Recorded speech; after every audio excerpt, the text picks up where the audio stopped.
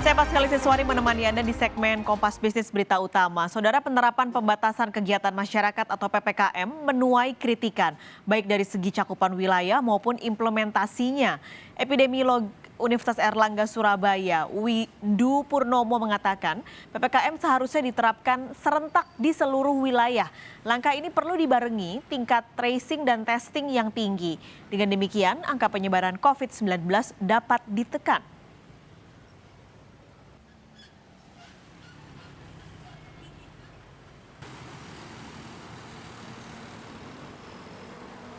Hanya beberapa kabupaten kota kan, itu pun tidak sepenuhnya sesuai dengan peta epidemiologinya.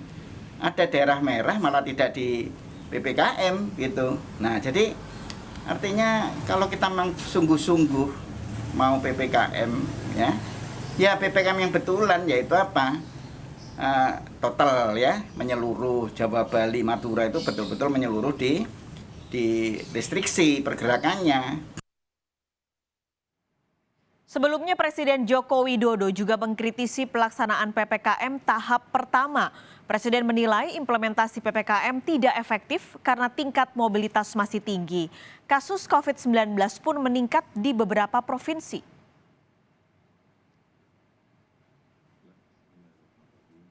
Namanya saja kan pembatasan kegiatan masyarakat kan. Tetapi yang saya lihat di implementasinya ini kita tidak tegas dan tidak konsisten. Ini hanya masalah implementasi ini. Sehingga saya minta betul-betul turun ke lapangan. Lalu apa sesungguhnya yang membuat PPKM tak efektif? Nah, untuk membahasnya malam ini sudah bergabung bersama kami di Kompas Bisnis Berita Utama, Gubernur Jawa Timur Khofifah Indar Parawansa.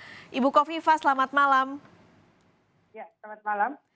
Kita bahas soal PPKM, Bu. Ini sudah berlangsung berarti masuk ke minggu ketiga. Bagaimana evaluasinya di Jawa Timur? Ya, kami sesungguhnya melakukan evaluasi baik secara vertikal maupun horizontal. Vertikal artinya dengan beberapa kementerian dalam koordinasi Menko Marves, dan horizontal artinya dengan Forkopimda.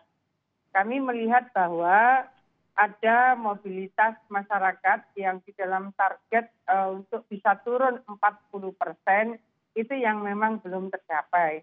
Jadi di dalam koordinasi terakhir dipimpin Menko Marves dan ada Panglima TNI, Kapolri, juga Mendagri, Menkes tentu saja memang paling tinggi reduksi mobilitas baru 25%.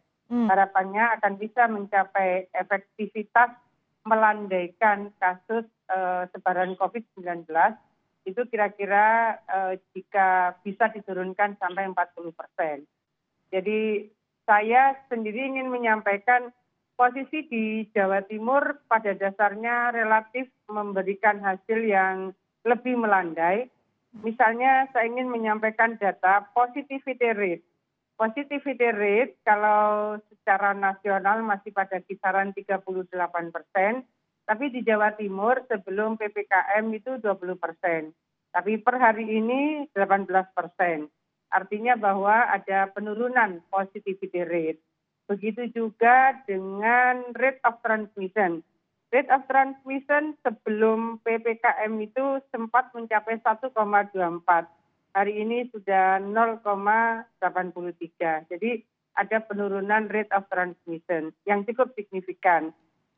Yang seringkali juga diperbincangkan adalah urusan bagaimana kita bisa melonggarkan rumah sakit supaya ada relaksasi bagi nakes dan seterusnya. Saya ingin menyampaikan bahwa bor per hari ini bed occupancy rate itu 58%.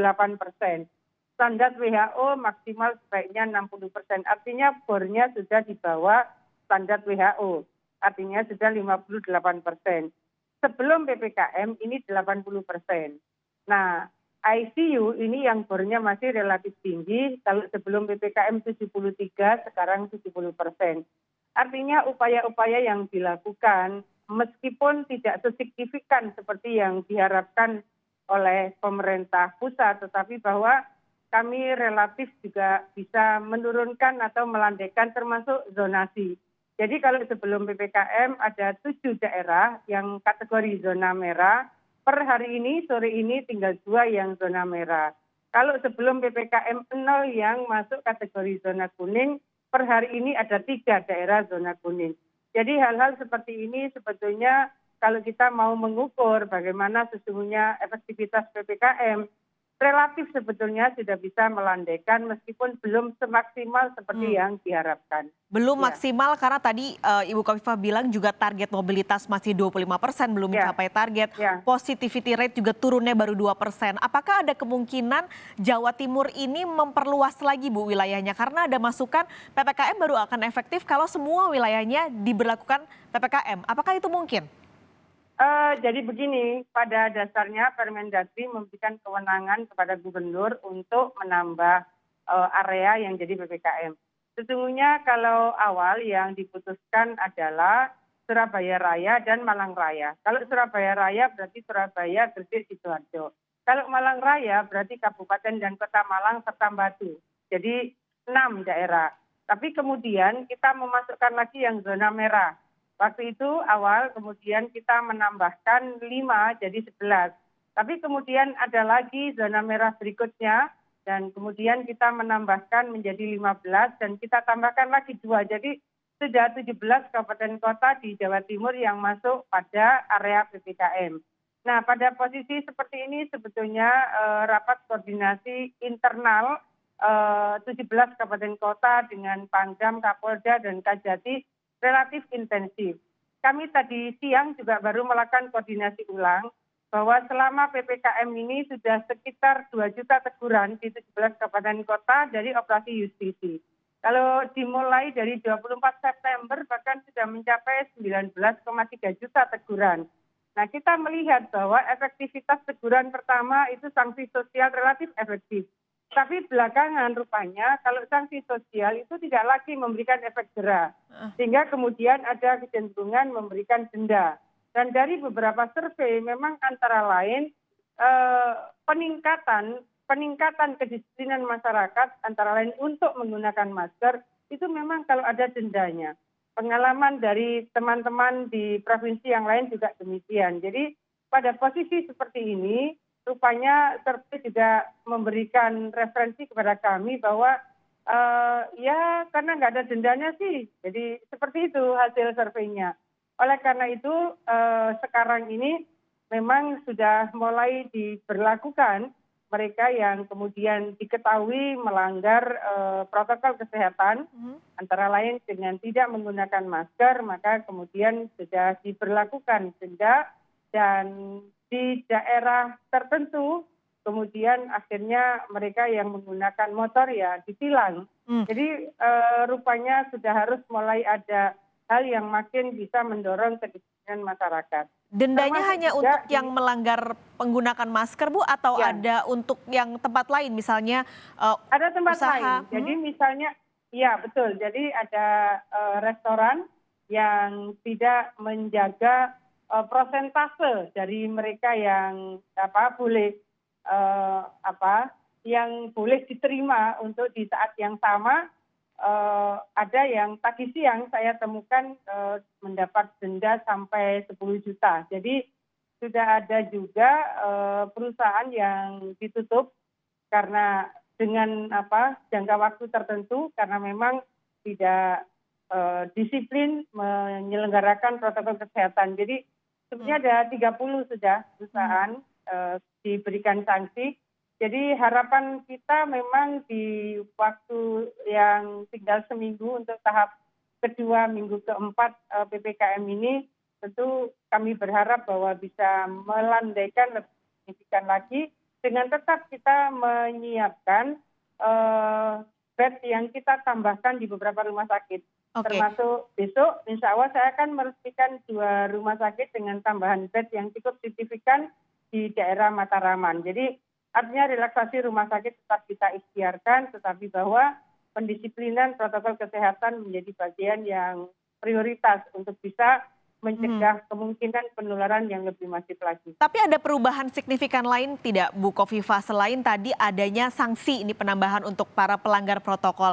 Karena kita tahu kemarin atau beberapa hari yang lalu Presiden menegur nih karena menurutnya tidak efektif PPKM. Apakah ada perubahan kebijakan lagi di PPKM Bu setelah adanya teguran dari Presiden? Ya, jadi sebetulnya sejak PPKM itu daerah yang masuk kategori PPKM sudah tidak diperkenankan membuka bioskop.